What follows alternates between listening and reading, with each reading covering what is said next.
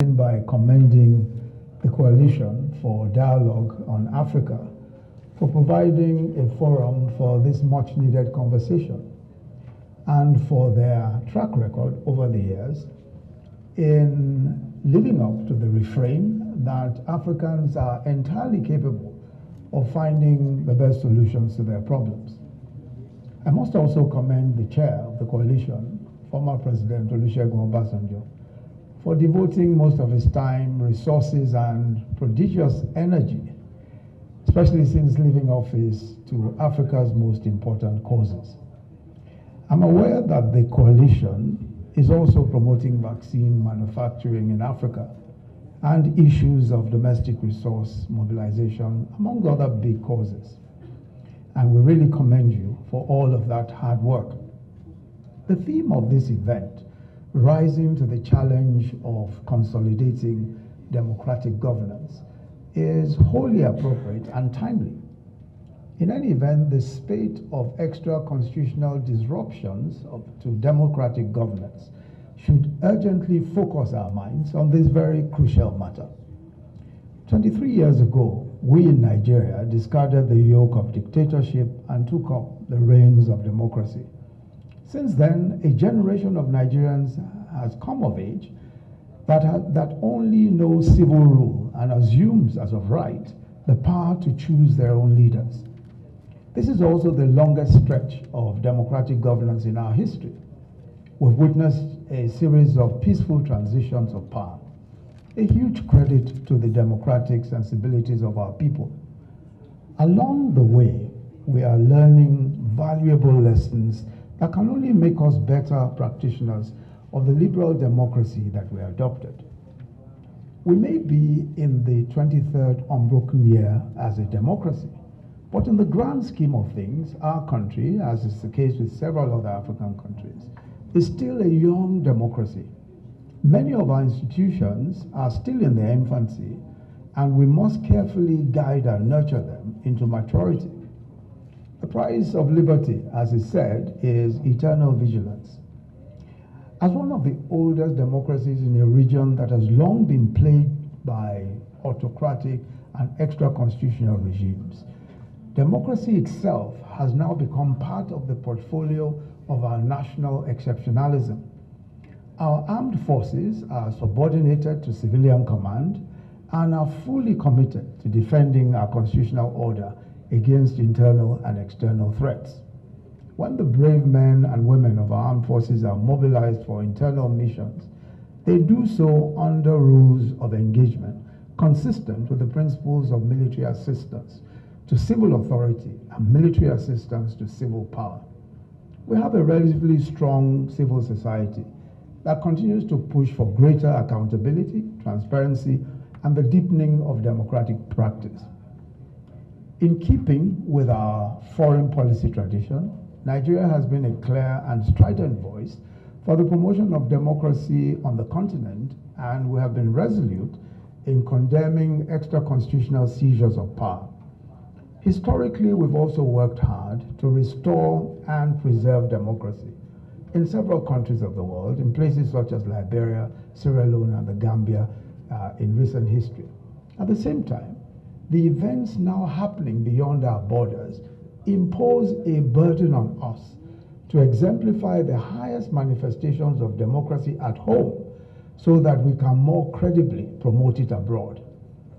In 2015, we made history when an opposition party defeated the ruling party in a national election and a peaceful transition of power followed.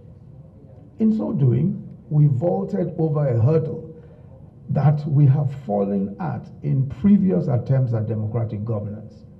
Since then, we've seen more and more elections at the subnational level feature transitions between parties. Certainly, we've witnessed electoral contests in which mere membership of the ruling party is not a guarantee of victory. These are undeniable signs of our growth as a democracy. But there remains, of course, much room for improvement, and we'll come to those issues. However, free and democratic elections by themselves are not enough to secure a democratic culture. And we must situate governmental legitimacy within a broader matrix of democratic practice. We must secure active citizen participation in the political process and in civic life. Somehow, the people must believe in and own the credo of democracy.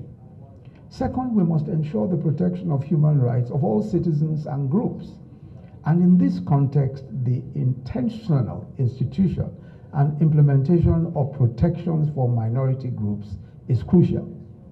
This is a safeguard and an assurance that electoral democracy does not lead practically to ethnic majority tyranny and the marginalization of minorities and ultimately fuel instability and strife. The promise of the creation of states is also a promise to democratize development at the subnational level. So stronger and more autonomous states will bring us closer to that objective. And this is important because one of the reasons why we have a federal system and one of the reasons why we insisted on the creation of states is because we believe that there must be the democratization of development at the subnational level. And that can only be brought to fruition if we're able to ensure that those states have greater autonomy and are stronger and are given more powers. We'll come into the questions of devolution of power. Let me turn briefly anyway to the question of African democracy and the world order. The factors and forces that have historically shaped the trajectory of democracy in Africa are not only local, as we know, they are also external and global. From colonialism and the Cold War to the advent of globalization and the war on terror, Africa has been a space of significance within the geopolitical order. In all these contexts, relations with the great powers have had a significant impact on the temper of relations between the state and civil society, and more broadly on the democratization of our continent. During the Cold War, authoritarian regimes dominated the political landscape, with the rival superpower blocs providing support for their respective client states, regardless of their democratic credentials or lack thereof. Following the fall of the Berlin Wall and the collapse of the Soviet Union in the 1990s, the tide turned decisively in favor of democratization. In many African countries, the ballot box became the primary determinant of power allocation. But it could be argued that the principal factor that triggered this shift was that the geostrategic calculations which had necessitated support for those dictatorial regimes by the superpowers had changed. So clearly, what even determined the legitimacy or at least what preserved those regimes at the time was where the geostrategic calculations of the superpowers lay. To be sure, one overall lesson that we can draw from recent history is that the great powers have been fitfully selective in their support for democracy, and for the most part, predicated their support for democracy or democratization on the continent on their own calculations of their strategic interests. Democracy is a journey, obviously, and not a destination, and a transformative journey is necessarily fraught with a significant degree of uncertainty and chaos. The advanced democracies of the world all have had similar evolutionary issues and problems, and we too are currently on our own arc of democratic growth. The great powers have tended to favor stability in quotes, even if that means supporting authoritarian regimes or despotic military juntas, as long as that fulfills their vital interests. Whether it is fettered access to resources or the guarantee of preferential terms of trade. And these are the issues. In this sense, the great powers may be justifiably accused of double standards for providing support for some dictatorships while reserving stricter censure for others. These days, of course, a criticism of one of the great powers, and I will not mention names, is that it is insufficiently vested in human rights and other democratic felicities in dealing with African nations.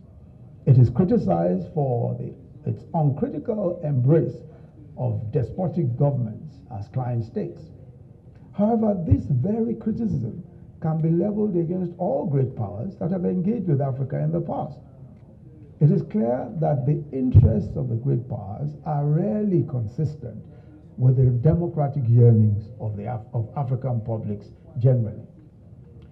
We've seen in recent times that in the countries in which democratically elected governments have been toppled, such as Mali and Burkina Faso, a wave of nationalistic sentiment has been rippling through the state and civil society. Indeed, an element of the rhetorical justification for some of the recent coups has been the portrayal of ousted governments as proxies of colonial powers. While we recognize that for reasons of strategic expediency and sovereign agency, countries are entitled to pivot to whichever nations align with their interests, care in this instance must be taken to ensure that we do not end up tragically, paradoxically positioning us type of colonialism with another. We must not allow our continent to become, as it was in the Cold War era, a theater of proxy wars and great power conflicts. We know from experience that this would result in a deepening of the recession of democratic values in Africa. The militarization of civil society, whether by local military regimes or rival foreign military industrial complexes, can only set us back by several decades. Our commitment to democratization must be predicated on the aspirations of our people and not on the whims of foreign powers. Let me also briefly return to the question of the apparent turning back of the democratic clock in parts of our continent. The recent spate of military coups across our continent and attempts at military coups not only portends the risk of damaging democratic recession, but it also takes us back to the cycles of extra-constitutional disruptions that plagued us decades ago, and which we assumed already to be a part of the closed chapter of our journey. Since 2017, there have been 12 military coups in Africa, and half of them occurred since 2020. 2 months ago, the democratically elected government of Burkina Faso was overthrown, while only in February there was an attempted coup in Guinea-Bissau, which was thankfully repelled. This much is clear. We know that we cannot secure the Africa that we want by turning back the hands of the democratic clock. We've walked these thorny roads before. We have many decades worth of bitter experience and unimpeachable lessons of our history. The clear lessons of our history is that despotism cannot guarantee the security and prosperity of our people. The investment of faith and hope in dictatorial regimes during the 70s and 80s clearly did not lead to El Dorado. Our countries were trapped in cycles of constant upheaval, of oscillating between coups and counter-coups, insurrections and civil wars. No matter how dire our circumstances may be, we now have concrete proof that resort to extra-constitutional regimes is not the way forward. However, for those of us that bear the mantle of democratic leadership today, these attacks on constitutional governance should be the subject of deeper reflection. People vote because their votes are the instruments with which they can alter their material circumstances for the better. It is this sense of hope and possibility that will sustain our democracies, and it must be kept alive and can only be kept alive by delivering on our own end of the social contract. In so doing, we must address the pervasive sense of frustration and concern in the continent that democratically elected governments have yet to deliver on the huge promise of democratization. Beyond this, in many instances in our region and on the continent at large, what is at stake is not merely the viability of democracy as a model or system of governance. It is the legitimacy of the state itself. The preamble to the African Charter on Human Rights and People's Rights affirms that it is henceforth essential to pay particular attention to the right to development, and that civil and political rights cannot be dissociated from economic, social, and cultural rights in their conception as well as their universality, and that the satisfaction of economic and social and cultural rights is a guarantee for the enjoyment of civil and political rights. It's my conviction that the practical fulfillment of the rights that are enshrined in this charter is the only objective meaning that democracy can have for our people. And the charter itself offers us a tool for imagining the Africa that we want. The progress of our democracies on this continent must therefore be pursued in terms of the struggle to address the basic problems of ill health, malnutrition, illiteracy, and farming, which daily affect our people. Where social and economic rights are unsecured, people are unable to fully maximize their civil and political rights. And that really is the truth. We really cannot talk of civil and political rights where socioeconomic deprivation prevails. For instance, access to qualitative education enhances and enriches freedom of expression, and of course, freedom of thought and conscience. Conversely, pervasive illiteracy can nullify the freedom of expression itself. In any event, the very right to life must depend on the fulfillment of socioeconomic rights. In the progressive vision, political rights and socioeconomic rights are mutually reinforcing. And in any event, the fulfillment of the social contract is perhaps the only enduring value proposition of democracy. Let me conclude by noting that it is a testament to our democratic commitment in Africa that we have been united in condemning the toppling of elected governments in the region. The immediate imposition of sanctions on extra-constitutional regimes by the Economic Community of West African States, ECOWAS, and the concurrence of the African Union not only demonstrates our unity of purpose on this issue, it is also an unequivocal affirmation of a Pan-African consensus on democratic norms. Yet we must also acknowledge a criticism that has been leveled against our responses so far. And this is one highlighting a mismatch between our immediate and uncompromising condemnation of military regimes and then our relatively lukewarm reproaches to elected governments that fail to act in ways consistent with democratic values. In other words, we have developed a fairly robust language of censure and a sophisticated punitive framework for responding to extra-constitutional political interventions. But we have not yet been able to formulate a similarly sophisticated framework for addressing the infractions of elected governments that fall short of democratic best practices or break faith with their citizens. If this concern is left unaddressed, it will deepen the perception of regional groupings such as ECOWAS as being no more than elite transnational clubs or powerful leaders only interested in maintaining their own privileges. This will ultimately lead to an erosion of the legitimacy of the Pan-African institutions that our nations have labored hard to build for so many decades. To fill this vacuum, and in order to prevent it from being hijacked by extra-constitutional interlopers and adventurers, I believe that we must revitalize institutions such as the African Peer Review Mechanism to promote transnational collaborative learning and leadership on democratization and good governance on the continent. The ECOWAS protocol also on democracy and good governance, which is currently being reviewed with this issue in mind, is another tool which we can deploy to enhance democratic governance in the region. This is a moment of peril for democracy in our region because we are navigating a perfect storm of adverse circumstances.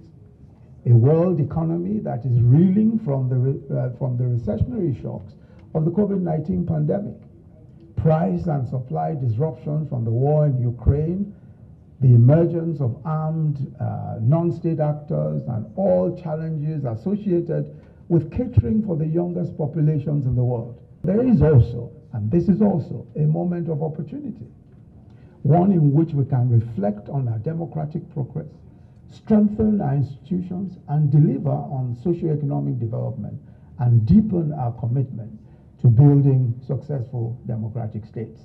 I wish you all today very fruitful deliberations. Thank you very much.